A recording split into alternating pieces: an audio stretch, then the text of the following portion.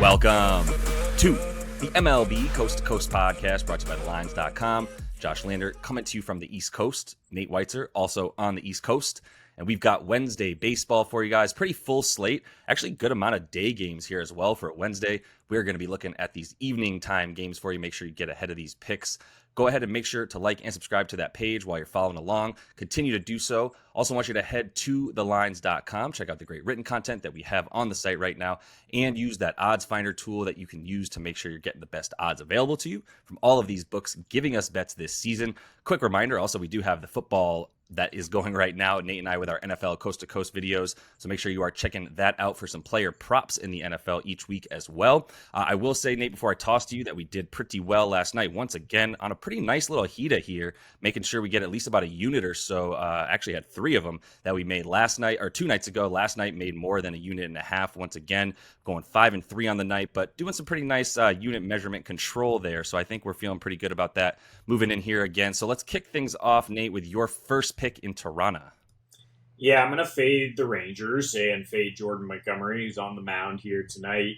2 different bets. So if you want Montgomery to give up 3 earned, that's plus 115 most places. I would put a half unit on that, maybe a little more if you feel confident in him struggling again. And then Toronto on the money line is minus 120 or a little better some places. Put the full unit there because I do think they can win a close game, even if Montgomery does not collapse again. But yeah, he's had 3 rough starts in a row, granted 2 against Minnesota, but also 1 against Oakland, giving up 2 homers against Oakland. And even that first start against Minnesota where he did not give up a home run, he gave up a 33 average launch angle. So asking for trouble there. 31% line drive rate in these last 3. Very low chase rate, negative rating on his fastball and curve. Which is trouble against Toronto, which is not only hitting 307 against lefties in the last 3 weeks, but very good rating against the fastball overall in the last 14 days, pretty good against the curve. Also just the lowest chase rate, period, in the last 14 days. Lowest swinging strike rate as well. So you are not getting anything by them right now. They're second in weighted runs created plus, 4th in runs per game, and the highest walk rate in that span. So Montgomery is going to really have to be able to get some whiffs, which he has not been lately, in order to navigate this lineup. I just don't think he's going to be able to do it. The Jays, again, against lefties in the last 3 weeks, have a 16% K rate, so that's been pretty good for them as well. On the season, they are the 6th best offense in terms of WOBA against lefties. So reasons to back the Jays offense, and then they have Yusei Kikuchi on the mound, who's, I think my take on him has appeared on this podcast multiple times, that he is just a very solid quality start machine to back. There have been some spikes in hard contact lately, despite playing pretty bad offenses, but he's also had an elite ground ball rate and very low, in fact, a negative launch angle in his last 2. So if you're going to parlay those 2 things together here with Jordan giving up high launch angle, Kikuchi keeping it down, and really limiting homers overall in the second half, just a 0.3 home run per 9 in the second half, and getting a 20% infield fly ball rate with runners in scoring position. So that is why he's able to navigate so long into these games usually, is that if he gets into trouble, he just gets that pop out when you need it. Elite numbers with runners on base. So that's why I'm back in Toronto here. It's been a team that's been rising while Texas is falling, and this is a great chance for them to get some more wild card ground on Texas.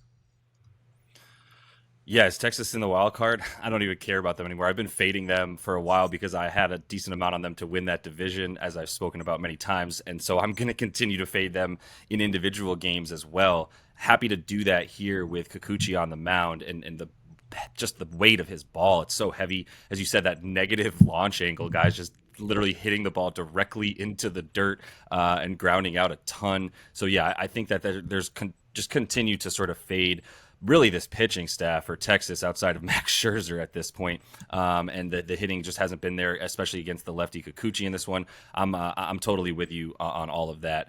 I'm going to kick things off with Detroit and Cincinnati, and I'm specifically looking at my guy, Eduardo Rodriguez, to go over 17.5 outs.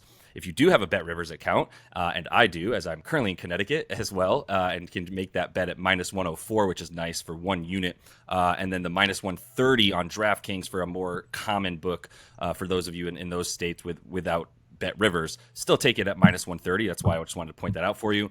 Eddie Rod has gone 6+ innings in 6 of his last 9 outings, and the 3 times he didn't, he played 3 of the best offenses in the league. So I would feel pretty confident that was those 3 are decent outliers. Cincinnati is not a team that I would consider one of the top offenses in the league, especially against lefties, and especially right now. So I think he's in a good spot in those last 9 outings that he's gone 6-2 in that time, 3.86 ERA, slightly higher xFIP as well because he's not really striking guys out. Is really the main reason. He's definitely dancing around trouble here and there, and there's been a few games where he had a few too many walks is really also what contributed to his struggles. That's why in that time he's got just a 7.71 K per 9 rate and a 3.19 walk per 9 rate. Really bad stuff for him. Barely 2.5 Ks per for every walk that he's giving up right now.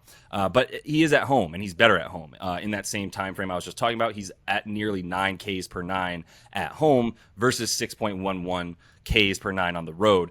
I still don't really want to have to rely on him to get up to 9 K per 9 ratio at that point, because if he's going to go 6 innings, he needs a K an inning to get you over the 5.5 for that strikeout prop. And I'm not really interested in trying to mess with that. The Reds do strike out a decent amount. I think his pitches are really tailor-made for getting these bats out as well for Cincinnati. You look at how much he's throwing. He really goes between the fastball, the cutter, the changeup, and the slider, to be honest with you. But it's a lot of fastball and changeup and working those 2 pitches together. And both of those pitches, he's got a really nice expected outcome, plus 1.2 on the fastball and plus 5.5 on the changeup, which are both good for top 10 in the league at this point. So I think he's got, with Cincinnati's bats, they're not good against the fastball, 11th worst. They are bottom half of the league against the changeup as well, with an even worse expected outcome than that fastball. Against lefties in the last month and a half, we're talking about bottom 10 in WRC plus, the 9th highest K percentage. And there's only 3 batters that have faced Eddie Rod so far in their career, but they have not had any success. 3 for 18 with 8 strikeouts in those 18 at-bats. So I think he's tailor-made for this matchup. It's a guy that I really like him more when you get these kinds of the matchups for him, rather than just throwing him out there and saying, yeah, go ahead and take on the Astros or the Phillies. I'm fine with him having to take on this Reds lineup that's been much worse against lefties. Yeah, there's a reason they call him Fast Eddie, too. He does like get into a rhythm very well and then just continue to pound out ground balls, and that's why he can go 6 innings. And yeah, with the Reds offense, I think that is kind of a tailor-made matchup versus, I think he tried to use him against the Yankees or something else recently, and it didn't go as well, but I do like going back to the well here with Rodriguez. My second pick is a little scary here. It's an under in this Padres-Dodgers game, and both offenses can explode. They have exploded in their last 2 matchups here, but if you take under 4.5 in the first 5 innings, that is even money, minus 102. Pretty good odds there. You could hedge that way and then take under 9 for the game, which is at minus 120. If you are at all concerned about the bullpens, but both these starters look to be rock solid, and I think we're going to see the pendulum swing back a little bit here. Again, it's been high scoring in this series. It was high scoring in early August, but when these teams played in May this year, I think it was 7 straight times going under 9. So it's not unheard of for them to play each other well. And you have Blake Snell on the mound. I was kind of wondering if he was going to slow down or even get shut down by the Padres once they're out of contention, but now he's the Cy Young leader by minus 220. So I don't think he's doing anything to shut it down. He's going to go after that hardware, second of his career, and he's coming off a strong outing against the Astros. Maybe a bit lucky, but it's the Astros, and there's no more dangerous matchup at Houston for a lefty. Now he faces a Dodgers team that he's been pretty good against in his last 4, 3.2 ERA. Again with the high walks, as many walks as hits, but then striking out over a batter per 9 per inning, and actually didn't give up a single barreled bat the last time he faced the Dodgers. Attacked the zone 78% first strike rate. So, I mean, the walks are always going to create some variance, but he's so good once he does get guys on, 32% K rate with runners in scoring position. has an 86% strand rate. And in the second half, he's allowing just a 178 batting average. He has not allowed a homer on the road against lefties all year, which is key in this lefty-lefty matchup against Freeman, etc. And then you look at Ryan Pepio, who's on the mound for the Dodgers, who just hasn't really made a mistake so far this season in a very small sample size. I mean, he's given up 2 earned in 21 innings. He has a nearly a 50% ground ball rate, a low hard hit rate, low line drive rate, getting guys to chase. Lefties have a putrid .91 WOBA against him, and righties are striking out at a 32% rate. The Dodgers have won blowouts with a ton of run support in his last 3 starts, but I think with Snell on the mound, we're going to see a bit more of a duel, and that's why I like the under. Rich for my blood. I would be terrified of the Dodgers, but I've been burned by them trying to get a little bit cutesy with it as well. Obviously, this is a pretty good pitching matchup. You're not going to get much better than that for Blake Snell on the mound for the Pods. If you're ever going to take an under on this team, it's tough to even look at the matchups for them with how well they hit lefties from both sides of the plate, whichever type of hitter is up. I think I would prefer the under 4.5 at this point. I don't really know what to do with the Padres once their bullpen even gets in there. It's been good at times, and I think you brought it up briefly. So it's not like they're, if Snell goes the 6-7 innings that you expect him to go no matter what, I feel pretty good about, even if he's in there for that long, then you feel good about the bullpen sort of keeping things at bay once you get into the 7th, 8th, 9th inning. Just not something I'm necessarily willing to bet on, but I'm not going to poo-poo it too hard. I'm going to go with an over to finish this, actually, and I'm going to do it with the other scariest offense in the league. Maybe you want to put Houston in there, but right now in the NL, it doesn't really actually get much better on offense than Atlanta or Philly at this point, even especially Philly taking on the righty Strider, and that would be where you get some fear. Strider is on the mound, and he is an insanely good pitcher. Christopher Sanchez, very young, very streaky, not hard to really predict what's going to happen with him. I would put my money on the Braves scoring runs against the young lefty before I put it anywhere else. And that's why I'm going over 8.5 in this one. It's minus 132 on FanDuel. If you wanted to bump it up and lose that little hook there and get it to 9, you can. You get to go over 9 runs, the opportunity for a push, and you're talking about even money on FanDuel as opposed to minus 132. I took the little hook there for losing the 30 cents on the dollar just to kind of feel better about it, honestly, and not too worried. I'm putting up full 1.2 units on it as well. Looking at Sanchez, 12 of his 13 home runs on the season are at Citizens Bank Park in Philly. So he's much, much worse at home where this game is. You look at his home ERA, it's 3.97. On the road, he is at a 1.29 ERA. He's only pitched on the road once in his last 5 starts, but he still has the 21 innings on the season on the road that are pretty stellar. He's allowing a 3.21 WOBA at home versus 2.14 on the road, and then that 2.57 batting average that he's allowing at home is just 1.67 on the road. Those last 5 starts I mentioned at home since August, we're looking at a 5.26 ERA and a 5.11 xFIP. He's gone 5 innings or less in 4 of those 5, as well as they continue to sort of seem to like keep his arm healthy and young, as opposed to tiring it out at this point in his career. The Braves, I don't know if you want me to read off how good they are at hitting. I think we all kind of realize that they're going to be in the top 5 of pretty much every category on offense. Matt Olson is an absolute monster. Hopefully some of you were able to get his most home runs in the league when he was still kind of right around the low 40s where Pete Alonso and Shohei were, and even Schwarber, and then just skyrocketed past them. He's at 51 home runs on the season. That's now actually the most in Braves history, which is really impressive considering Hank Aaron was a Brave. And then 8 home runs in the last 10 games. That's really where we're at. Probably just catapulting himself much more into the MVP conversation at this point. It's a little bit interesting, but I'm just going to continue to back those bats. And the Philly bats, as I was saying, touching on a second ago, are also nasty. Strider, we know he's probably knocked himself out of the Cy Young race at this point. No matter how, if he struck out 15 batters tonight, I don't think it would matter anymore. That ERA is just too high, and it's because it's skyrocketed in the last couple months. He's up at a 5.55 ERA.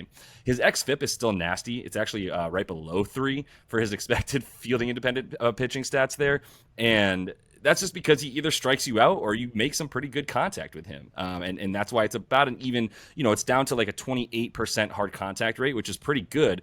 But when those 28% get hit and that ball's coming at you at 101 miles an hour, it's easier for it to just the other way back out off the bat. And that's what I would bank on with this Philly team that is the number one in WRC plus against righties since August started. They have the 9th highest walk rate, which could be an issue for Strider, who over his last 2 months is averaging nearly 3 walks per 9, up at 2.83 walks per 9 innings. The slider, his favorite pitch outside the fastball, as we know. He's throwing 94% of the time. He's either throwing a fastball or a slider. The Phillies top 5 in batting against sliders with expected outcome there. They are top 10 versus the fastball as well versus right-handed pitching. It's a pretty good opportunity for them to make some pretty good contact with him and really touch him up a little bit more than you might be used to. So I think the over 8.5 in this game, it felt wrong right when I saw it. And then when I looked a little bit deeper into it, I feel pretty good about this thing getting over 8 runs. Yeah, I think it is up to 9 some places because it's being bet up, and the juice isn't that great. Can I just interest you in Braves over 5.5 runs at plus 110, 115? If you're more trying to back that offense. Also, Braves first to 5 runs minus 110, better juice here, and that basically is over 4.5. I don't think the Phillies are going to get to Strider to that degree that they'll be getting 5 runs early. So yeah, I would say go with your lean here, as if you guys feel stronger about the Braves offense than about the collective here. Yeah, no, that makes sense. I mean, I saw the total as pretty low.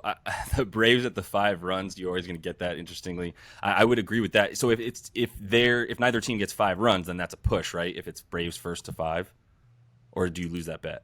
I think you would lose it. Yeah, I think you would actually. Yeah. So yeah, it's a little bit scarier, but still, the Braves to touch up Sanchez is really what I spent most of the time just talking about. So it seems like one of the safer bets if you want it. But that is all the time that we have for you in this one. Make sure to follow along. Continue to do so. Like and subscribe. We've got those coast to coast football player props podcasts for you as well, coming to you once a week. So make sure you check that out and get ahead of those player props there in the NFL.